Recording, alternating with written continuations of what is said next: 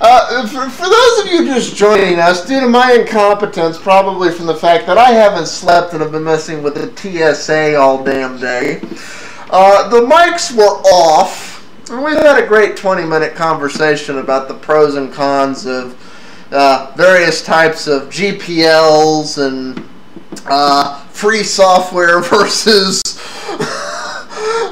open versus closed versus other. All very good topics, which we will hopefully go into at depth at some future point during the course of this year. But probably not in the depth we just went into them.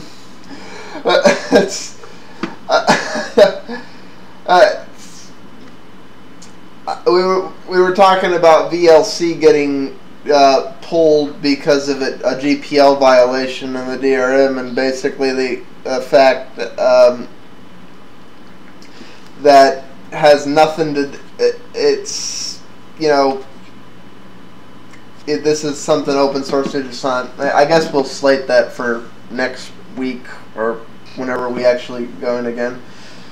Well, I guess we could. I mean, we kind of talk about what we did last time every episode, so. Yeah, I'm sure we will. I understand y'all are coming into the middle of a conversation due to my incompetence, and I deeply apologize. This is why I really wish we had live streams, but I don't have the bandwidth for it right now. I deeply apologize. If you want to just continue from where we were with the, we were talking about, paid software or closed source stuff being welcome, unwelcome on Linux, free software people, zealots versus pragmatists. I think that catches up to where we were. Or do you want to skip to the next one? Jordan, you want to go? Yeah, let's just go on to the next topic. Let's just go forward to the next topic. I'm so sorry, dude. We'll do the rest of the stuff in the next episode, do a quick recap. I don't want to say all that stuff again. Yeah, and who knows, we may think of new things over the next 10 days or so. I don't know. Okay, skipping through closed source on Linux. Let's try and catch up through some of the oh dear God stuff that happened, because we did just have CES, and this is all open source related stuff. The Nexus S really isn't relevant at this point anymore. I put that on here because that was actually one of my "you should not buy this for Christmas" things. And we just never wound up doing another show before Christmas. That's out of curiosity, what was the reason not to buy it? The reality is, my personal opinion was, come second quarter, there's going to be so many better Android phones available, some good 4G ones, some dual-core ones, there were just so many things missing from the Nexus S. One of the most notable feature that's been in every Android phone that isn't in the Nexus S is the ability to upgrade the memory. It's integrated flash memory, like an iPhone. You cannot upgrade it. If you decide you want more later, go buy a new phone, whole new phone. That's a fail for an Android device. I don't care. That's that, and it just wasn't particularly good hardware, in my opinion. I saw a comparison of the Nexus 1 with the Nexus S on the John for Lakers channel, and the differences, there are differences, but it's not really a huge jump from one to the other. No, that was the thing. The Nexus S is basically this 2-year-old phone I've got here, which was great when it came out. You should not be buying a phone. Honestly, that's exactly what it was. It was like a phone you'd expect AT&T to come out with. It was in that league. It was one of those, it's like, this is what you're putting out. Can you guys hear me? You guys are moving out. I can hear you. Can you hear him, Jordan? He was cutting out for me. And you been cutting out? Hello? I can hear you.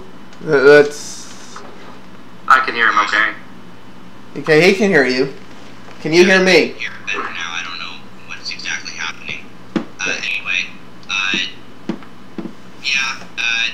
so do you think that the next Nexus phone, if they're going to have a next one, will be made by Motorola? Last one was HTC, now it's Samsung, so Nexus Motorola. We're gonna have the Nexus M or the Nexus X. Well, I think for the time with the Nexus 1, they really hit the nail on the head. With the Nexus S, of course it's Samsung though, right? And a lot of the Samsung devices seem to be about this far behind the trend, but they're always really, really nice. I've noticed it. It's not that they're crap. It's just they're not up to today's standard. They're not like the head of the pack. They're like 98% or something. It's close. Well, no. You know what I honestly think. I understand. Go ahead. James, you were saying something. Okay. From what I understand, Google, when HTC made the Nexus 1, Google had pretty much complete control over the design process and everything. So, yeah. Nor was HTC designing it. It's the no compromise flagship phone, in which HTC had input, but they weren't the final decision. And like what you were bringing up with Motorola and Samsung and other stuff. What did you do now? Okay. Can you hear me? I can hear you. Can you hear us? Yeah. Okay. Did you hear any of what I last just said? Yeah, I heard what you were saying. Okay, because I couldn't hear any response on it. Alright, well anyway, that. So do you know if HTC did design or was it Google? HTC largely designed the hardware, but they got almost no input when it came to how the software was going to be run. They didn't get to put Sense UI on the thing or any of that stuff. It was going to be stock Android, and that's what it was going to be. Damn it! This is how Google envisions Android being. If you don't like it, root it. Which I don't think is necessarily a bad thing. But what you were bringing up with like Motorola versus HTC versus Samsung, it's very clear that they're becoming very different flavors, which I think is a good thing. But one thing, and this is why we're kind of starting off on this, this was like the #1 complaint I was hearing from things coming out of CES behind the veil. And that was, you were asking people, where's your honeycomb tablet? And they're like, we'd love to design a honeycomb tablet. Google hasn't given us honeycomb yet. They've given it to this company, not us. And it does raise some interesting questions about the openness of Android, to be quite honest, and that could actually get back to the whole idea of them creating their flagship phone, the Nexus 1 on HTC, and then the Nexus S on Samsung, and now their flagship tablet, is going to be on Motorola. Yeah. Like James was saying, they're kind of doing the round robin. Somebody gets the head of the pack. Yeah, I know, and that's the crux of the issue. Yeah, that is the crux of the issue, because it also comes into the other Google thing we're going to talk about. I can't believe we're doing a Google show, open source, but I like Google. I like them too, but this is into one of those mixed things about Google, and that, you know, it can be purely open source, but somehow still become very not accessible. In that, you know, and the complaints that were coming out of CES are very valid. It's very hard to go through the production run of designing good hardware for software you can't get your hands on. I mean, realistically, it's probably going to take till this Christmas for anybody but Motorola to put out a decent honeycomb tablet. I would say around August, the second run of the 2011 year, is when you should start to expect things in the league of the Zoom to come out of other manufacturers, and I'm not sure that's really fair. I was going to say that's optimistic. Yeah, realistically, we're probably looking at CES 2012. Yeah. If they pushed and they threw a lot of money into it, they could do it for Christmas. But that's going to require gear and full resources, and that's asking a lot. It really is. It's late in the year to be making this Christmas without having had your hands on it yet. I realize the year just started, but the reality is it's late in the year. You needed to be starting last August, which is obviously when Motorola got to start. But it brings up an interesting question about the openness, and the real question that comes up there is who ultimately loses there, the other manufacturers or us, the end user.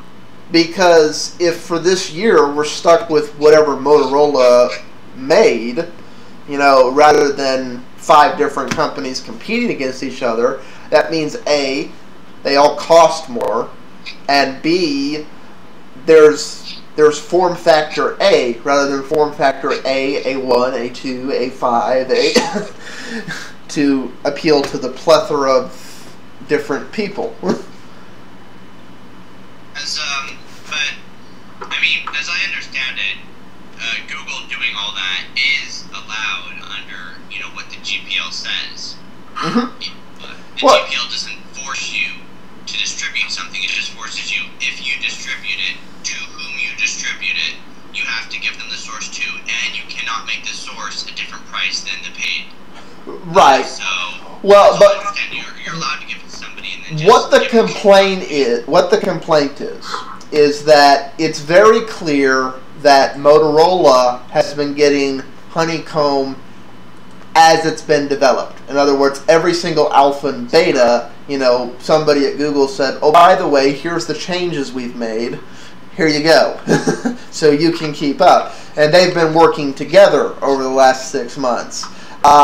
Sometime next quarter, I think it's next quarter, when Honeycomb is officially active in the wild and Honeycomb devices are on sale, everybody will be able to get that source code. But Motorola's got a 6, if not 8 month head start on everybody, and the question is that really fair? I mean, like you say, it's not forbidden, and it's Google's OS. They can really do whatever the hell they want with it. Well, it is GPL, but...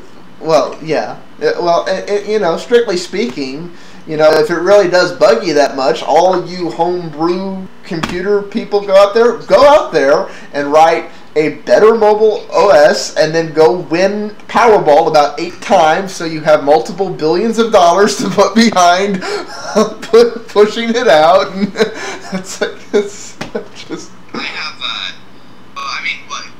I would like to quickly ask you two, if you can answer, why do you think Google did that? Why do you think that they let Motorola have it to design their tablet first, rather than other people to give Motorola that huge head start? And first, I guess, Jordan, and then you. Okay. I think I said that a minute ago. Just the idea of having a flagship device. If you really look at the tablets for 2.2, what one tablet stands out? The Samsung Galaxy Tab. So now that 2.3, no, we're skipping over that one. We're going to the first tablet-specific OS. They're going to give it to one manufacturer, throw all the chips in, and hope that that one does well. Because by extension, if that one does well, Google does well. I think it's some of that. I also think it's Android has the most traction right now with the Droid phones that Motorola makes, and I think they're realizing that this is the most known incarnation of Android, so they're going with the company that has made this incarnation, and they said, okay, let's go with these people. Let's do this thing, and let's try and keep a uniformity here. And obviously, if we go through the same company, we will keep a uniformity. And I think that's part of why they chose Motorola over HTC, because while HTC makes plenty of Android devices, they're not the Droid on Verizon, which is arguably the most well-known one in the States. For every single phone, even HTC phones, it's getting annoying. Everyone calls it Droid.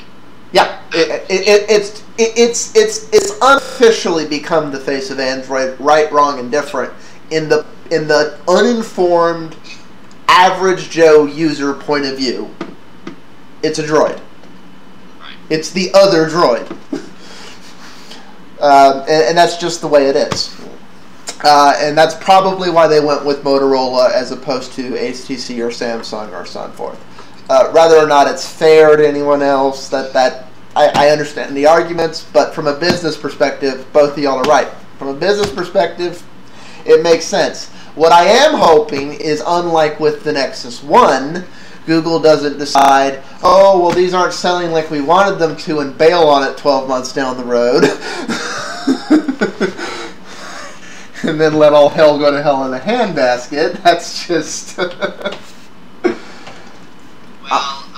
My theory is that, I've noticed, I've looked at the Android tablets, and they all, with the exception of the Galaxy Tab, and even that's not that great. Oh, you're looking at the ones running the Android Phone OS on the tablet form factor, and my personal opinion is all of those suck, because they're the wrong Android OS for that form factor. Well, they didn't just suck based on form factor. They were also underpowered. They were slow. They were not easy to use. They were choppy, and at least the Samsung Galaxy Tab was smooth. That's why I place it on the top, and I don't place it that high because you're right. It's not the right form factor. But it's not just that it's not the right form factor. It's that they weren't well-built devices. They were slow, choppy, and had a horrible experience. And I think that Google's possibly afraid of that, so it's saying that, those aren't the real tablets, and it doesn't want a company to come out and advertise for this tablet and then have everyone buy a tablet like Jordan did and have a horrible experience with Android and not buy another Android tablet and buy an iPad. Well, that's the thing. Jordan is an educated user. Jordan knew that was not Android. That was a piece of shit.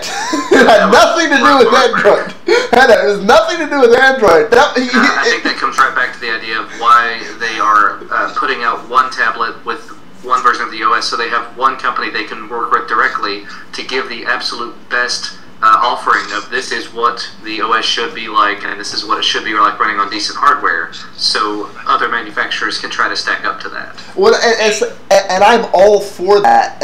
I wish, honestly, that there was a Nexus 2 out right now, even if it wasn't the most selling Android phone, because it would be that product. It would be, this is the standard by which other Android devices should be judged. If yours is a piece of shit, it's because it's a piece of shit, not because Android sucks. This is how it's supposed to run. Exactly. But see, that's the thing that inevitably comes up, and that's actually the same reason there is no good Linux notebook on the market right now. And now I will say System 7, aside from the fact that they're ugly systems, is getting close.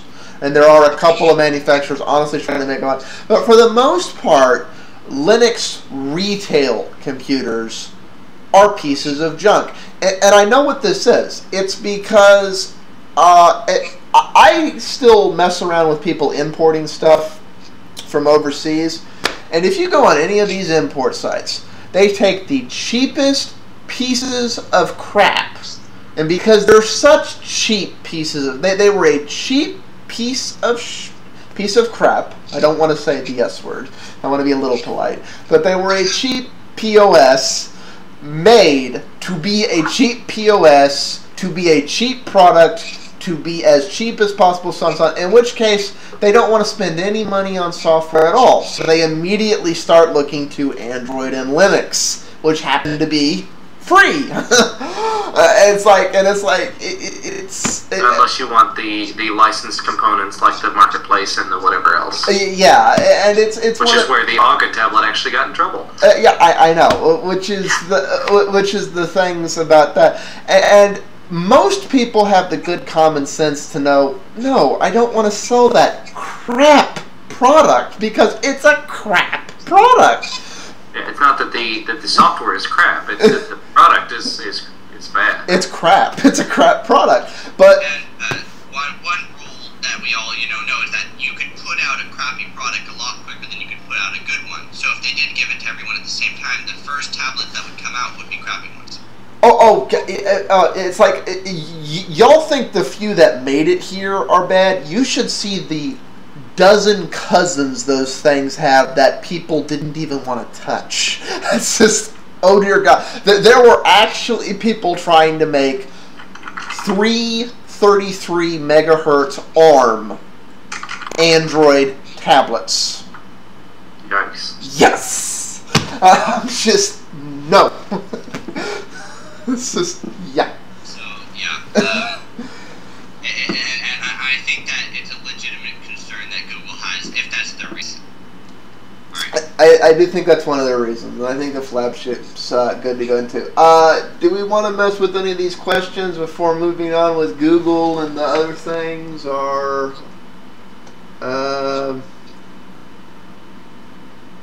one of these comments was just on Jordan being dead tired. I don't know if I have permission to explain in the shows or in the comments why you're always so tired, because that's kind of personal info you've never really said on the show or any of your broadcasts, with the exception of maybe your live one. I thought I'd said it on my second channel, like, every time. Well, you do, but that's okay, fine. I see. For those of you who don't know why Jordan always looks like he's dead, it's because it's the middle of the night and he's just got done putting his kid down, so he is dead. Actually, tonight, I put my kid to bed, and then I hopped on the elliptical machine for a while, so I'm doubly beat. And actually, you put on top of that, I got a call earlier today. My grandmother is in the hospital, so it's been a long day. Yeah. Yeah. Anyway.